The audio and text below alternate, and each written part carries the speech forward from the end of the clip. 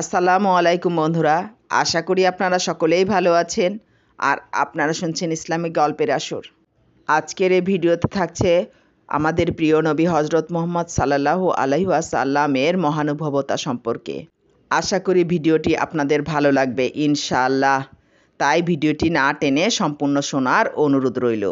মুমিন বান্দা হিসেবে আল্লাহ পাকের মহব্বত লাভ করা জীবনের চূড়ান্ত আশা ও উদ্দেশ্য হওয়া উচিত। আল্লাহ তাআলার প্রেম ভালোবাসায় সিক্ত হয়ে তার নৈকট্য লাভ করা মানব জীবনের চরম ও পরম উদ্দেশ্য হওয়াই বাঞ্ছনীয়। সুতরাং আল্লাহ পাকের মহব্বত লাভের উপায় কী হবে?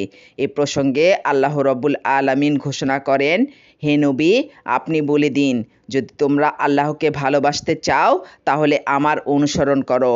আল্লাহ তোমাদেরকে ভালোবাসবেন আর তোমাদের গুনাহসমূহ ক্ষমা করবেন এবং আল্লাহ অত্যন্ত ক্ষমাশীল, পরম করুণাময়। সূরা আল ইমরান আয়াত ৩১। এই আয়াতে আল্লাহ তাআলা সুস্পষ্ট ভাষায় ঘোষণা করেছেন, যে ব্যক্তি আল্লাহ রব্বুল আলামিনের মহব্বতের দাবিদার হবে তাকে তার কথায় ও কাজে, চিন্তা চেতনায়, জীবনের প্রতিটি ক্ষেত্রে, প্রতিটি স্তরে মহানবী হজরত মুহাম্মদ সাল্লাল্লাহু আলাইহি ওয়াসাল্লামের আদর্শের অনুসারী হতে হবে। কেননা আল্লাহ তাআলা বলেছেন, রাসূল তোমাদেরকে যা দান করেন বা নির্দেশ দেন তা তোমরা গ্রহণ করো এবং যা থেকে তোমাদেরকে নিষেধ করেন তা থেকে বিরত থাকো। সূরা হাসর আয়াত ৭। একটি বিষয় লক্ষণীয় যে আল্লাহ তাআলার সন্তুষ্টি লাভ করার ক্ষেত্রে রাসূলুল্লাহ সাল্লাল্লাহু আলাইহি ওয়াসাল্লামের মহব্বতকে আল্লাহ পাক প্রাধান্য দিয়েছেন, কারণ আল্লাহ পাক রাসূলুল্লাহ সাল্লাল্লাহু আলাইহি ওয়াসাল্লামকে বেশি ভালোবাসতেন। এর একটি প্রমাণ হলো কিবলা পরিবর্তনের ঘটনা। হিজরতের পর ১৬-১৭ মাস আল্লাহ তাআলার নির্দেশক্রমে নবী করিম সাল্লাল্লাহু আলাইহি ওয়াসাল্লাম বাইতুল মুকাদ্দাসের দিকে ফিরে নামাজ আদায় করেন, কিন্তু তার আন্তরিক ইচ্ছা ছিল যেন কাবা ঘরকে কিবলা নির্ধারণ করা হয়। আল্লাহ পাক তার সেই ইচ্ছা পূরণ করেছেন। আল্লাহ তাআলা ইরশাদ করেন, আকাশের দিকে আপনার বারবার তাকানো আমি অবশ্যই লক্ষ্য করেছি, সুতরাং আপনাকে অবশ্যই এমন কিবলার দিকে ফিরিয়ে দিচ্ছি যা আপনি পছন্দ করেন। অতএব আপনি মসজিদুল হারামের দিকে মুখ ফিরিয়ে নিন। সূরা বাকারা আয়াত ১৪৪। প্রিয় নবী সাল্লাল্লাহু আলাইহি ওয়াসাল্লাম যা চেয়েছেন আল্লাহ তাআলা তা পূরণ করেছেন। তিনি যে আল্লাহ পাকের সর্বাধিক নৈকট্যের অধিকারী, এই আয়াতে তা সুস্পষ্টভাবে প্রমাণিত হয়েছে। বস্তুত আল্লাহ তাআলার মহব্বত লাভের জন্য আল্লাহর প্রিয় হাবিব হজরত মুহাম্মদ সাল্লাল্লাহু আলাইহি ওয়াসাল্লামের মহব্বতকে শর্ত হিসেবে ঘোষণা করা হয়েছে। সুতরাং মহানবী সাল্লাল্লাহু আলাইহি ওয়াসাল্লামের মহব্বত কীভাবে লাভ করা যাবে এ প্রসঙ্গে নবী করিম সাল্লাল্লাহু আলাইহি ওয়াসাল্লাম ইরশাদ করেন, যে পর্যন্ত আমি তোমাদের পিতা মাতা, সন্তান সন্ততি এবং সমগ্র মানুষের চেয়ে অধিকতর প্রিয় না হই, ততক্ষণ পর্যন্ত তোমরা পূর্ণাঙ্গ মুমিন হতে পারবে না। বুখারী ও মুসলিম। এ হাদিস শ্রবণের পর হজরত ওমর রাদিয়াল্লাহু আনহু আরজ করলেন, হে আল্লাহর রাসূল সাল্লাল্লাহু আলাইহি সাল্লাম, আমার সন্তান সন্ততি তথা সব আপনজন থেকে আপনি আমার থেকে অধিক প্রিয়, কিন্তু আমার মনে হয় আমার প্রাণ আমার কাছে আপনার চেয়ে অধিক প্রিয়। তখন নবী করিম সাল্লাল্লাহু আলাইহি ওয়াসাল্লাম তার হস্ত মোবারক হজরত ওমর রাদিয়াল্লাহু আনহু এর বক্ষে স্থাপন করেন।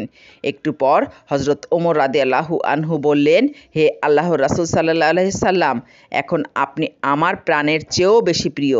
মূলত প্রিয় নবী সাল্লাল্লাহু আলাইহি ওয়াসাল্লামের প্রতি সাহাবায়ে কেরাম মহব্বতের যে প্রমাণ পেশ করেছেন তা বর্ণনাতীত।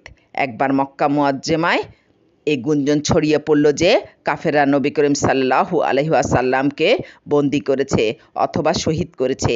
এই কথা শ্রবণ করা মাত্র হজরত জুবাইর ইবনুল আওয়াম রাদিয়াল্লাহু আনহু তরবারি হাতে নিয়ে বেরিয়ে পড়লেন এবং নবী করিম সাল্লাল্লাহু আলাইহি ওয়াসাল্লামের গৃহে উপস্থিত হলেন। রাসূলুল্লাহ সাল্লাল্লাহু আলাইহি ওয়াসাল্লামকে নিরাপদ অবস্থায় দেখে তিনি শান্ত হলেন। নবী করিম সাল্লাল্লাহু আলাইহি ওয়াসাল্লাম জিজ্ঞাসা করলেন, কি ব্যাপার, তুমি তরবারি হাতে নিয়ে কেন এসেছো? তিনি বললেন, আমার পিতামাতা আপনার ওপর কোরবান হোক, আমি শুনেছি কাফেররা আপনাকে বন্দী অথবা শহীদ করেছে। তখন রাসূলুল্লাহ সাল্লাল্লাহু আলাইহি সাল্লাম তাকে জিজ্ঞেস করলেন, ঘটনা যদি তাই হতো তবে তুমি কি করতে? হজরত জুবাইর রাদিয়াল্লাহু আনহু আরজ করলেন, হে আল্লাহর রাসূল সাল্লাল্লাহু আলাইহি সাল্লাম, এই অবস্থায় আমি কাফেরদের সঙ্গে যুদ্ধ করে প্রাণ দিতাম। এতে নবী করিম সাল্লাল্লাহু আলাইহি সাল্লাম অত্যন্ত আনন্দিত হলেন। হজরত জায়েদ ইবনে হারিসা রাদিয়াল্লাহু আনহু ছিলেন 10-11 বছর বয়সের একজন কিশোর, সম্ভ্রান্ত ঘরের। এই কিশোরকে দুষ্কৃতকারীরা অপহরণ করে এনে মক্কার বাজারে বিক্রি করে। হজরত খাদিজাতুল কুবরা রাদিয়াল্লাহু আনহু এর এক আত্মীয় তাকে ক্রয় করে আনে। উম্মুল মুমিনিন তাকে প্রিয় নবী সাল্লাল্লাহু আলাইহি সাল্লামের খিদমতে নিয়োজিত করেন।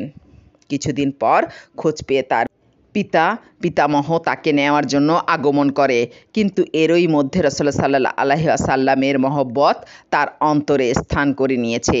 তাই তিনি পিতা ও পিতামহের সঙ্গে যেতে রাজি হলেন না, বরং নবী করিম সাল্লাল্লাহু আলাইহি সাল্লামের পদতলে লুটিয়ে ক্রন্দন করতে লাগলেন।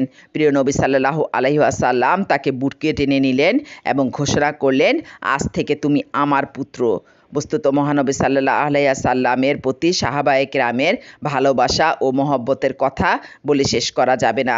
আল্লাহ রাব্বুল আলামিনের করুণা ও ভালোবাসা লাভ করতে হলে রাসূলুল্লাহ সাল্লাল্লাহু আলাইহি সাল্লামের প্রতি সর্বাধিক ভালোবাসা রাখতে হবে এবং সর্বক্ষেত্রে তার পরিপূর্ণ অনুসরণ করতে হবে। একটি ঘটনা, মক্কা বিজয়ের কয়েকদিন পর এক বৃদ্ধা তার সামান্য মালামাল পুটলি বেঁধে মক্কা ছেড়ে চলে যাচ্ছে, কিন্তু বয়সের কারণে পুটলি বহন করা তার পক্ষে কষ্ট হচ্ছিল। নবী করিম সাল্লাল্লাহু আলাইহি ওয়াসাল্লাম এসে তাকে দেখে জিজ্ঞেস করেন, মা তুমি কোথায় যাচ্ছ? বৃদ্ধা বলল, অমুক জায়গায় আমার আত্মীয়ের বাড়িতে যাচ্ছি। কেন যাচ্ছ? এ প্রশ্নের জবাবে বৃদ্ধা বলল, শুনেছি মুহাম্মদ নামে এক ব্যক্তি আমাদের বাপ দাদার ধর্মের বিরুদ্ধে এক নতুন ধর্ম প্রচার করছে, তাই জীবন রক্ষার জন্য মক্কা ছেড়ে চলে যাচ্ছি।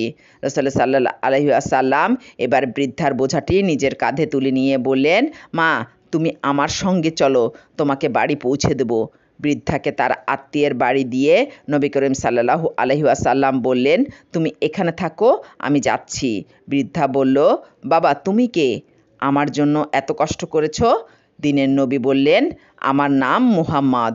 আপনি যার কথা শুনেছেন আমি সেই মুহাম্মদ। আমি ইসলামের কথা বলে থাকি এবং এক আল্লাহর ইবাদতের কথা প্রচার করে থাকি। বৃদ্ধা বলল, যদি এটাই হয় ইসলাম তাহলে আমি তা গ্রহণ করতে রাজি। এ বলে তিনি রাসূলুল্লাহ সাল্লাল্লাহু আলাইহি ওয়াসাল্লামের কাছে কলেমা পাঠ করে ইসলাম গ্রহণ করে ইসলামের ছায়ায় আশ্রয় গ্রহণ করেন। আরেকটি ঘটনা, উহুদ যুদ্ধের পরের বছর কুরাইশরা আবু সুফিয়ানের নেতৃত্বে 10,000 সৈন্যসহ মদিনা আক্রমণের উদ্দেশ্যে রওনা হয়। মহানবী সাল্লাল্লাহু আলাইহি সাল্লাম এ সংবাদ পেয়ে সাহাবায়ে কেরামদের সঙ্গে পরামর্শ করলেন। হজরত সালমান ফার্সি রাদিয়াল্লাহু আনহু এর পূর্ব অভিজ্ঞতা অনুযায়ী মদিনার চতুর্দিকে পরিখা খননের পরামর্শ দেন, যাতে আবু সুফিয়ানের বাহিনী পরিখা অতিক্রম করে মদিনা আক্রমণ করতে না পারে। বিশ্বনবী হজরত মুহাম্মদ সাল্লাল্লাহু আলাইহি ওয়াসাল্লাম মুসলিম বাহিনীর প্রধান ছিলেন, কিন্তু বসে না থেকে সাহাবায়ে কিরামের সঙ্গে পরিখা খননের কাজ করেন। প্রথমে তিনি নিজ হাতে জমিতে কোদাল চালিয়ে খনন কাজ শুরু করেন, আর তখন তার মুখে ছিল, প্রথমেই আল্লাহর নামে শুরু করছি।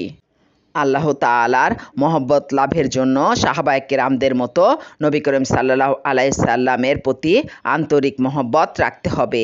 এটা প্রত্যেক মুসলমানের জন্য অত্যন্ত গুরুত্বপূর্ণ। তো বন্ধুরা, কেমন লাগলো তা কমেন্ট করে অবশ্যই জানাবেন। লাইক, শেয়ার এবং সাবস্ক্রাইব করতে ভুলবেন না। ভালো থাকবেন, সুস্থ থাকবেন, আমাকে ভালোবাসবেন। আসসালামু আলাইকুম।